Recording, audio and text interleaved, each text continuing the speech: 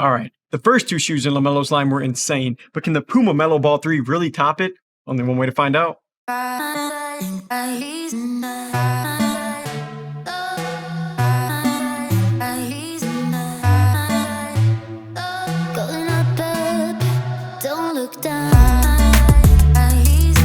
Welcome back to our channel, guys, and this is going to be a fun one today. We're checking out the Puma Melo Ball 3, LaMelo's third signature shoe with Puma brand. And before we get into the breakdown of it, of course, we cover some of the basic info, but we're going to be looking at the cushion, traction support, all of the different performance aspects that go into the shoe. Then, of course, we're going to be stamping it with the letter grade at the end of the video. Make sure you stay tuned for that. But go ahead and throw us a like and a follow if this is your first time checking out the channel. But now we'll go ahead and cover some of the basic info before we break down kind of how this model plays on the actual court. And one of the first things I like to hit on is just the retail price.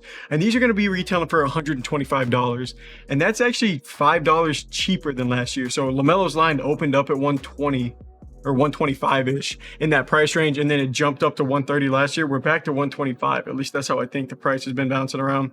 Still, it's going to be in that middle of the pack price range, so it's really not too much to talk about. But one thing I do love about LaMelo's line so far is just the amount of details that they put in to not only the shoe, but even the box. Like, if you look at the box back here, it kind of reminds me of like the Monster logo or something like that, but they have all kinds of different details, like one of one, just different. It's got LaMelo's tattoo and stuff like that on there. And a lot of those same details, they show up on the actual model as well. So, I mean, this is a collab with some like France brand that I can't pronounce it properly, so I'm not even going to try. It's a collab with them though, so you see some of that branding show up on the tongue. But really, I just love what Puma's doing with the LaMelo Ball shoe line.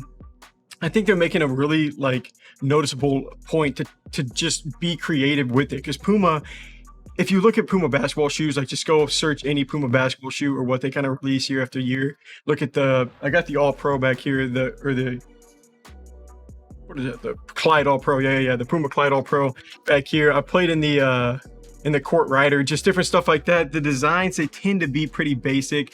LaMelo's, they've made like it a point to just make them stand out, be different, and that's what LaMelo is. I kind of broke that down on my other two shoe reviews whenever I did the ones and the twos, about how LaMelo's just like a little bit different, if you want to call it that. He tries to be different and he wants to be different, so you kind of see that show up on his models. With the Puma logo, like on the ones, they did this whole kind of embroidered like almost a flower, like a web design coming out from the from the ankle and stuff like that. I thought that was a cool setup.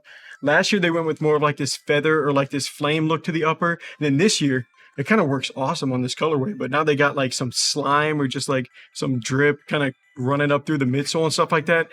Personally, I think it looks sweet, especially on this colorway. So for the appearance, whenever it comes to just that, I think Puma is absolutely crushing it, especially when it comes to LaMelo's line. They just put all kinds of just details and stuff like that.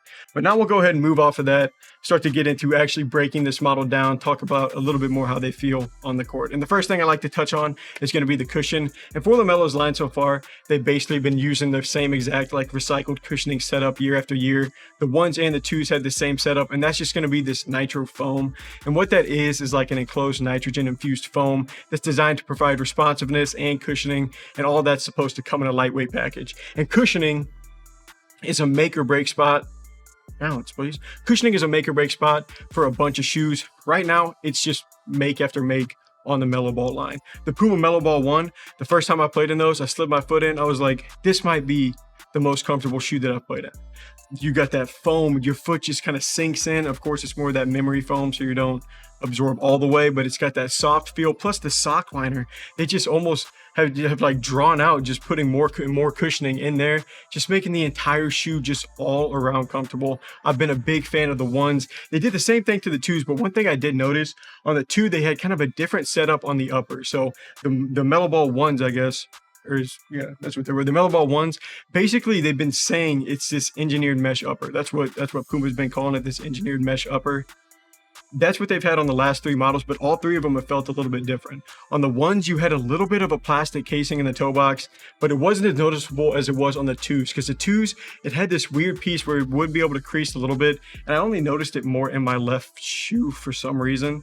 So for the most part, like, that didn't play with the comfort too much, but they fixed that on the threes. They went with the different material in the toe box, and it just feels like whenever you're doing that heel to toe and you get some of that flexion in the forefoot, it doesn't crease in weird spots. If you played in the 2s, honestly, you probably know what I'm talking about. And if you haven't played in the 3s yet, because they just dropped, then I mean, I guess you'll get to see what I'm talking about once you hopefully get these in, because this is like an extremely nice model. And the cushioning, I will say, with the Mellow Ball 3s, whenever I first got them out of the box, slid them on my foot, they felt the most, what do you want to call it, like firm, like just from the jump whenever you put them on. Because the ones in the 2s, slid them on, felt like immediately soft, immediately plush. You were sinking into that design. The 2s, or the 3s, I guess, the 3s, they were a little bit more stiff from the jump, but I felt like I did one layup and they opened up immediately. So that was a huge plus. The cushion's gonna be right there, top tier once again, nothing to worry about. And we always do our durometer reading just to kind of get a reading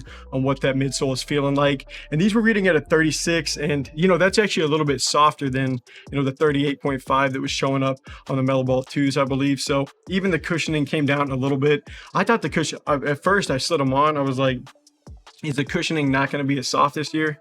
The more I played in them, the more it's loosened up, the better it feels. So it's basically got that same comfortable feel. And the next thing I want to talk about, it's just how much this shoe weighs. So they didn't really change too much. I want to say it was 436 last year, but for a size 10.5, these are going to be weighing 466 grams.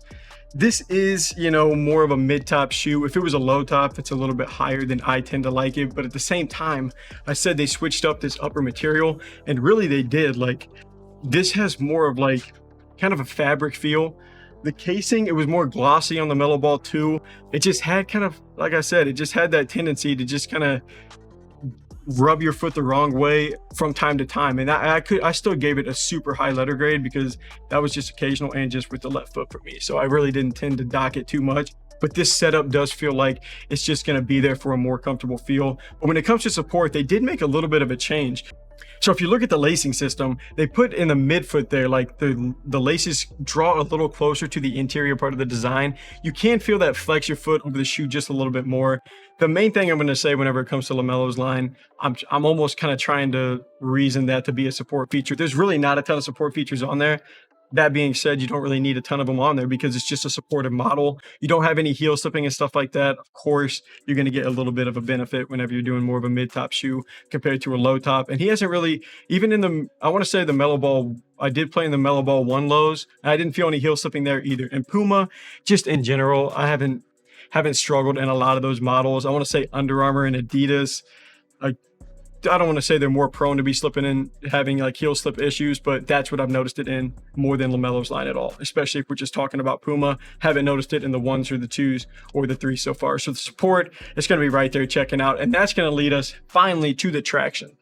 And really, we just say, whenever it comes to LaMelo's line and how I do the traction last, we end up just saving the best for last every single time. But as far as the pattern goes, it's just going to be pretty random like that, and that does fall in line with the other 2 models. But Puma does use this high abrasion non-slip rubber outsole. That's what they call it. It is absolutely top tier. Same thing with the cushioning, top tier. Like, there's a lot of stuff in LaMelo's line that just feels so nice. And I love it how they add all the details and stuff like that too. It just makes it feel like they're putting effort into this shoe. And Puma, you know, they don't even have a ton of like signature athletes and stuff like that. So I feel like they do use LaMelo as like a runway for a lot of their different stuff, but he's like a high profile athlete. He's a really high performer as well. So they kind of almost struck it rich whenever it comes to that. But back to the traction, because that's what we're talking about. It deserves a little bit of some like pumping up here, because after the 1s and the 2s, it's really Puma that's got it all figured out. But LaMelo's just kind of a benefactor of that, because the 1s, 2s, and 3s have all been insanely sticky on the court. They have so much grip. And not only that, whenever we do our squeak test, they make a bunch of noise.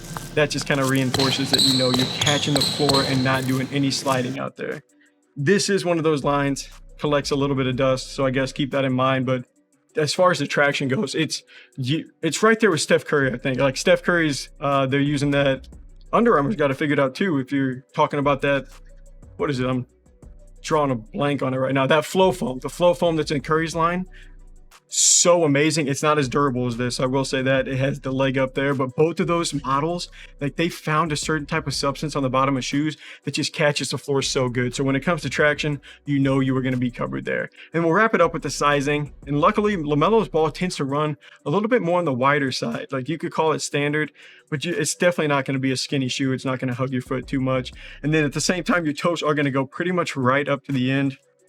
Maybe about a half a thumb's width left over for the length, but honestly slightly less than that. So you might be able to get away with going a half size up. That's more so if you like, you know, kind of extra room to play in.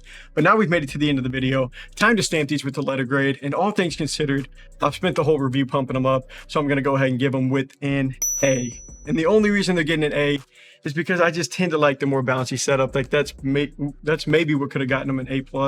I like that spring-loaded forefoot. It's going to be a balanced feel, but oh my gosh, like the LaMelo ball line, what are they calling, the MB.03, whatever it is, such a great shoe line right now. Like, I mean, year after year, I've been putting them in my top 5s, and most of the time they've been ending up #1 on that list, just because whenever you look around at what all the other basketball shoes are having done, generally you look left, look right, and they're not in that 125 price range performing at this level. Like, I put them up there with the LeBron 20s, but they don't have support issues. You put them right there with the with the Jordan 37s, but they got, you know, great traction, even though that's got the bouncy setup. And they're just, here's the way I would sum it up to you, I guess. You have a shoe with 0 areas of weakness, and all those areas are actually strengths. I mean, the cushion's going to be super soft, super comfortable. You can play in them for hours. Traction's going to be built to last. The support, they honestly made it more of a supportive feel. And I guess that's probably where the weight went up slightly, but at the same time, it's going to be a great all-around shoe. I definitely recommend getting it. That's why they got an A. These are probably going to show up on my top 5 yet again. Puma's just dropping nice model after nice model. I recommend going and getting you a pair for $125.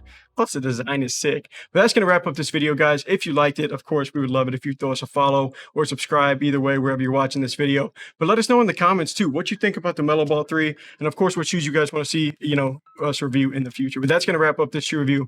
Until next time, I'm Landon from Shoewear. Peace.